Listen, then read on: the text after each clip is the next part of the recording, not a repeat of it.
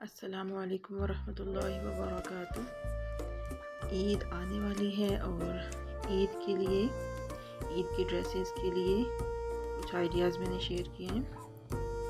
बच्चियों के लिए बहुत खूबसूरत ड्रेस डिज़ाइंस, इससे हमें काफ़ी कुछ आइडियाज़ मिलेंगे। बहुत खूबसूरत कलर कॉम्बिनेशन और बहुत खूबसूरत डिज़ाइंस ईद के लिए। आप वीडियो को फुल वॉच कीजिएगा और लाइक एंड शेयर भी कीजिएगा।